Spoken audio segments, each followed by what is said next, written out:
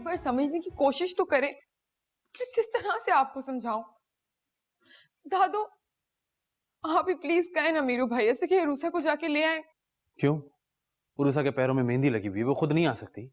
आप शायद भूल रहे हैं कि आपने निकाला था उसे घर से। तो मेरी बात उसने क्यों नहीं मानी? आप एक मिनट के लिए सिर्फ सोचें। अगर कल को मुझे मात कहता है कि मैं आपसे कोई ताल्लुक नहीं रखूं, आपसे बात तक नहीं करूं, तो क्या मुझे मान जाना चाहिए? वो ऐसा क्यों कहेगा? तो आप अरूसा से ऐसा क्यों कह रहे हैं? तुम्हारे लिए। You're welcome.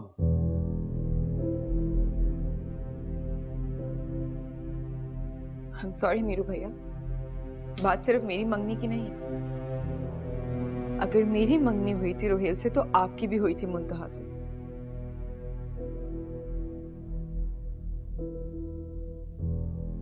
आप सब कुछ भूल क्यों नहीं जाते मीरू भैया? अच्छा भाई, अब बहुत हो चुका। अब तुम दोनों जाओ और बहू को घर वापस लेकर आओ, बहुत हो गया। और हाँ गुलनाज, मेरे ख्याल से तुम भी चली जाओ। रोहिल की खैर खैरियत मालूम कर लेना, आखिर को तुम्हारा सगा भांजा है वो भी। क्यों? वो कौन सा कोई महाज फतह करके आया? मेरा तो दिल ही नहीं चाहता उसकी शक्ल देखने को। अरे भाई, मैं तुम्हें कौन सा हॉस्पिटल जाने के लिए कह रही हूँ? यही तो कह रही हूँ कि उसे घर चले जाओ। इफ़त तुम्हारी सगी बहन है? इस तरह से कोई रिश्ते थोड़ी खत्म होते। मम्मा बिल्कुल ठीक तो कह रही हैं दादू, आपको जाना चाहिए। हाँ, जलील करवाना तुम लोग सब मिलकर मुझे। इनमें से कौन पूछने आया है मेरे बेटे को? इसका भी तो प्लास्टर खुला है आज। उधर किसी को नहीं पता कि भाई का प्लास्टर खुल चुका है। ठीक है शामिर, चलो, वरना तुम्हारा बाप आज एक नई पंचायत लगाकर बैठ जाएगा।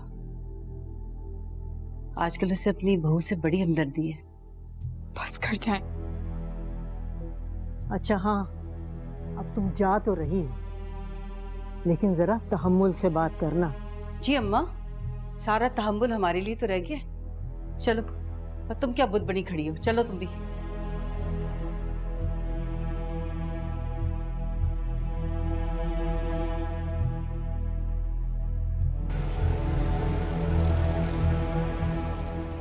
भाई प्लीज अम्मी से बोले मुंह तो ठीक कर लें।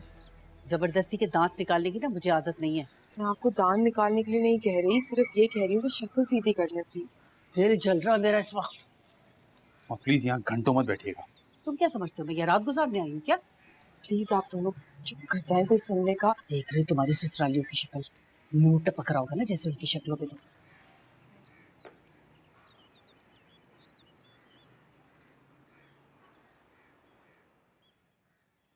अस्सलाम वालेकुम खाला। अस्सलाम वालेकुम।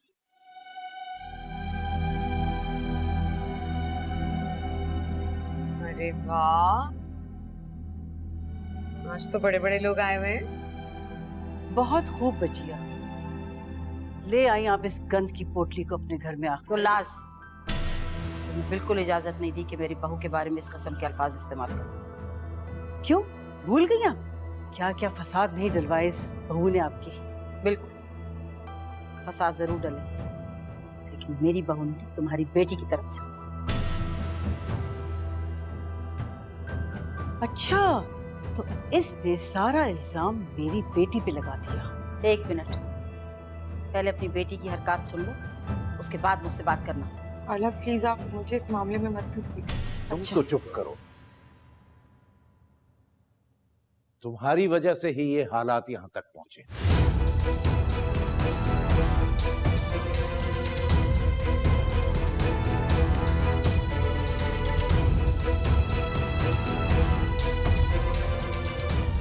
क्या पहेलियां बुझवा रहे हैं आप लोग? हाँ, पहेलियां ना ही बुझवाएं तो अच्छा है। खैर, क्यों आना हुआ? और तुम कौन होती है पूछने वाली? क्या मतलब है? इस घर की बड़ी बहू हूं मैं। अच्छे से जानते हैं सब। शामिर, आपका प्लास्टर उतर गया? मेरा प्लास्टर तो उतर गया, लेकिन तुम्हारे घर वालों की आंखों पर पट्टियां पड़ गई हैं। शामिर, भाई आप प्लीज अरूसा को लेकर यहाँ से चले जाएं। शामिर, चलो यहाँ से। यहाँ किसी के बसने या बसाने के कोई इरादे नहीं लग रहे। खाला, शामिर,